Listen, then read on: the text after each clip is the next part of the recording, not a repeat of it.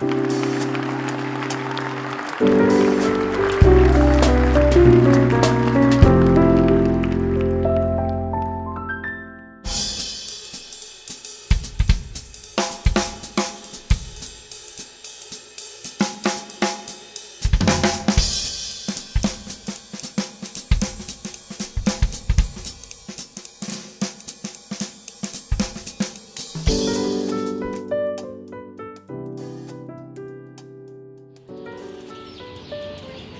Evanston Community Foundation has made a lot of contributions to Evanston through the many different programs and grants that it's made. So since 1987, we've made $4.8 million in grants, and those are the competitive and strategic grants, and that number has been increasing each year. So we started out small with grants of $30,000, and now we award upwards of $700,000 a year. So that's one really big thing for Evanston.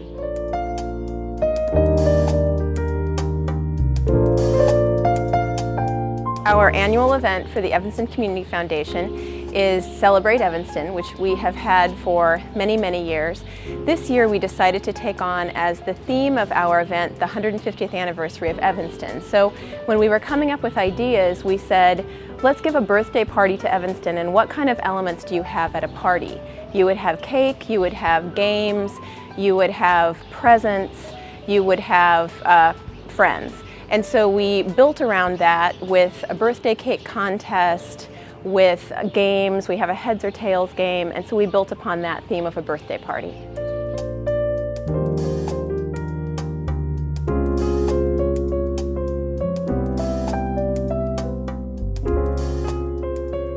This year we have 300 people attending, which is our largest Celebrate Evanston ever.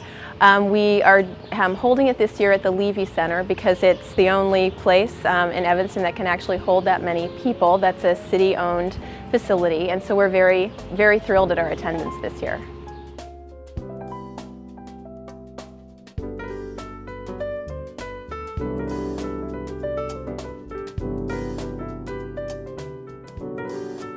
Hi, I'm Julie Chernoff. I'm on the board of the Evanston Community Foundation, and for this year's event in honor of the 150th anniversary of the founding of Evanston, the 150th birthday, we decided it would be really fun to do a birthday cake contest. So we called up some of our favorite restaurants and bakeries in Evanston, and everyone wanted to take part. So what we have today is we have 13 cakes from all the wonderful places that were generous enough to donate.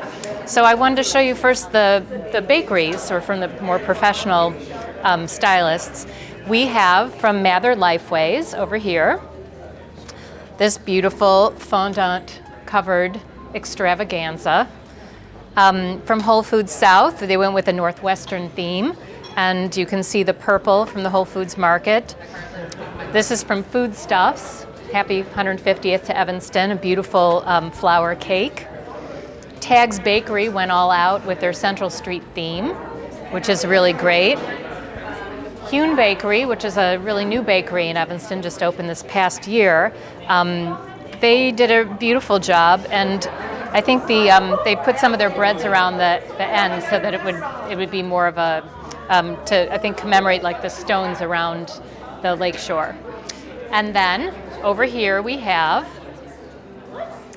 this fabulous, fun Halloween cake from Bistro Bordeaux.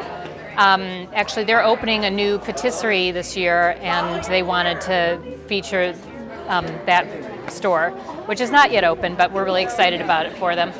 Over here from Lulu's and Taco Diablo, I have a gluten-free chocolate cake. This from Blind Faith Cafe, which is a vegan cake, and you can see the lighthouse on there.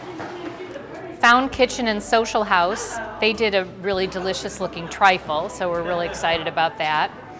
Oceanique, we've got their classic chocolate ribbon cake. Lucky Platter did their deep dark devil's fudge. This is really a fun cake from Farmhouse Evanston with homemade marshmallows and homemade mini Oreos on it, and they call this their junk food cake. And then there's also caramel corn that they make there. And then last but not least, certainly, is from Quince at the Homestead. And this cake really kind of blows me away, especially since it's from a restaurant and not from a professional bakery. Restaurants really are used to doing individual portions, and to ask them to do the cakes, everyone was a little bit nervous, I have to tell you.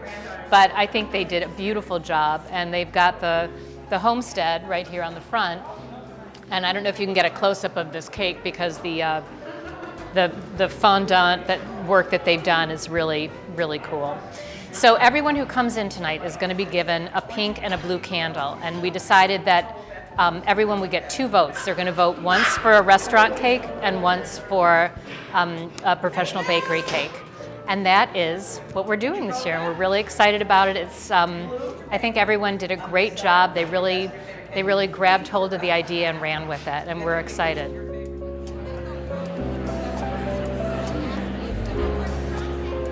For the 150th birthday of Evanston, the Community Foundation has been active in making a few special grants to help celebrate the ideas and the creativity of community members. And a few examples of that are our funding for on-site, putting dance on the map that brings certain spaces to life around the downtown area with dancers.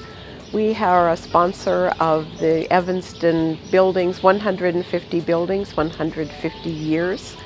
We are also making a special grant to the Market for All Seasons idea that's come about in Evanston recently. And we've done some other things similar to that, fostering edible food, helping a conference, a very interesting conference on the pathways to a more prosperous future for youth who don't wish to go into the 4-year college track. So we've been able to use some of our funds, particularly because of Dance Marathon, to have what we call community catalyst grants that have given us the flexibility to do that.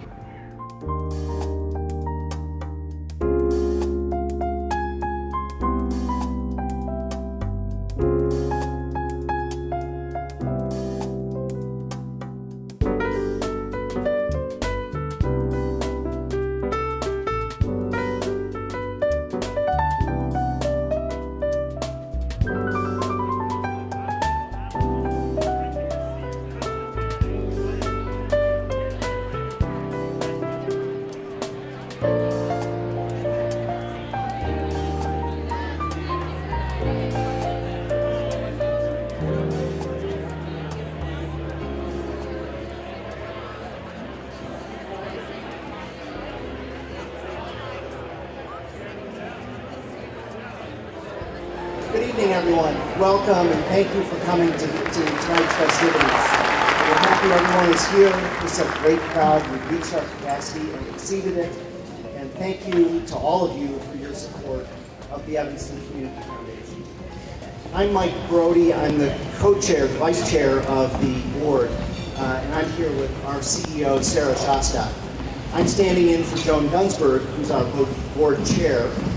Joan was unable to come because of a death in her family, but she's here with us in spirit, and thanks you all for being here. Sarah and I would like to start off the evening with thanks to the people who made this night possible.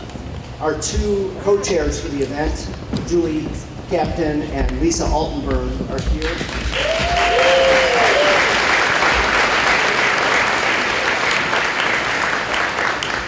Thanks go to them and to their benefit committee that worked long and hard to put this together. And also thanks to ECF staff led by Amy Monday, who worked very hard on the program.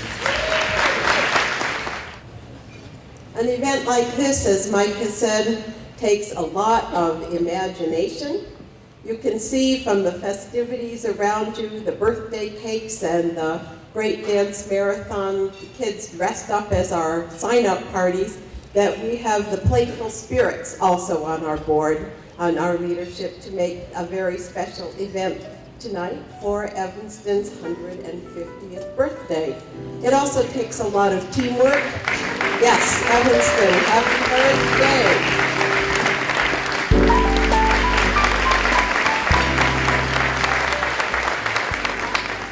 Tonight's program lets us all participate in the work of ECF, and we're thrilled that 300 of our old friends and new friends are here to do it with us. What's going to happen next? We'll play a game of heads and tails, enjoy a 3-course dinner. There'll be a short theater sketch written for this event, just for us.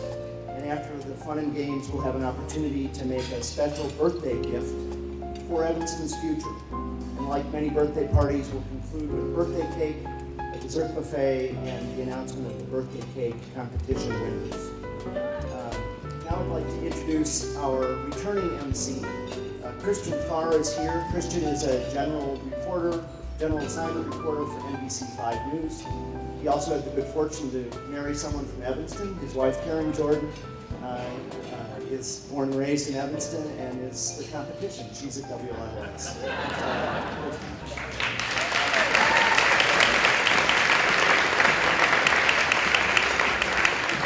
So is everybody ready to have fun tonight?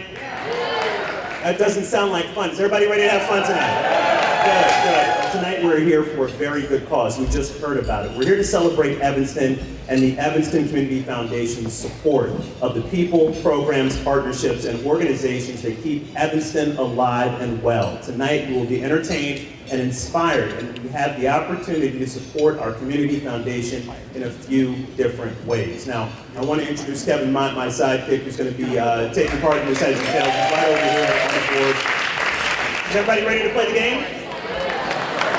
I'm hearing more conversation than ready. Now, this is going to be like school. We're going to treat this like school. Is everybody ready? Okay, that sounds like we're ready. Okay, so we've got our first question. Again, true? False. Okay, we're going to need everybody to stand up. Stand up, please. I'm sorry, I got to take you away from your salad. I'm sorry. Full exercise today. Everybody who's got a globe bracelet, please stand up. Everyone who has a globe bracelet, please stand up. Okay. Make sure you got those bracelets up. Are you ready for the first question? All right. Now, while Evanston has been promoting Evanston's 150th birthday as Evanston 150, it is also its bicentennial birthday. Is that true or false? True, up here, fail. So I'm going to read it again. While Evanston has been promoting Evanston's 150th birthday as Evanston 150, it is also its bicentennial birthday. True or false? Do we have any tails out there? It's all okay. Got tails? Okay. That's false. Evanston's bicentennial will be in another 50 years. It's 200th birthday. It's 200th birthday. This is Evanston's sesquicentennial birthday. So you got to sit down if you had true. Sorry. Okay. Question number 2. Is everybody ready? Evanston was a dry community until 1972. True or false? Evanston was a dry community until 1972. We only take our answers this way. Okay? And everybody's, you got your answer? The answer is true. Fortunately, we can raise our glasses to the year 1972 when restaurants and hotels were allowed to serve alcohol on their premises. Now we're going to move to question number 3. Prior to the city being established, French explorers referred to the general area as Grosse Pointe. True or false? See a lot of truths out there. A lot of truths, okay. And the truth's happened. It is true. You are absolutely right. All right. We have sort of a math question here. This is question number 4. We've got one more after this. The CTA's Purple Line makes 8 stops into Evanston. True or false? Has everybody made their selection? And if you said false, you are correct. It makes 7 stops. South, Main, Dempster, Davis, Foster, Noyes, Central. Its final stop is Linden, which is in Wilmette. All right, now this is question number 5. It's going to be our last question until we move to the coin toss. So here we go. According to the 2010 census, there are approximately 70,000 households in Evanston. I'm going to read it again. According to the 2010 census, there are approximately 70,000 households in Evanston. Of course, this is true. All right, everybody's selected? It is false. The total population is approximately 74,000, but only 30,000 households. All right. Well, both of you are winners tonight. Both of you, give them a big round of applause.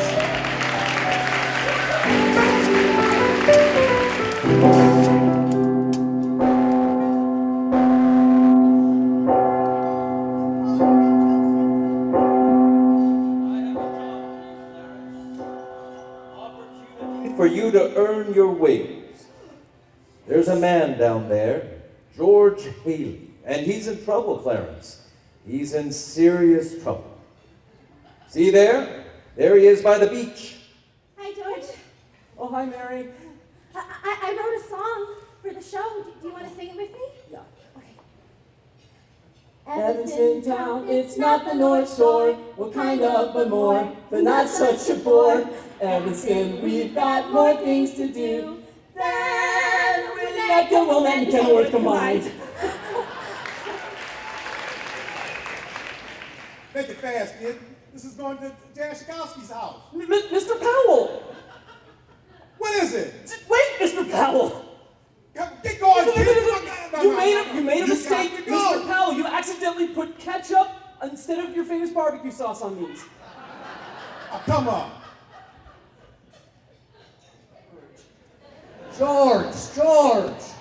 Jay Lytle?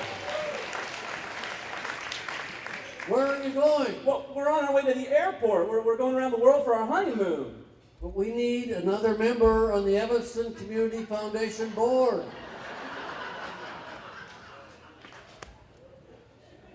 Who can say no to Jay Lytle?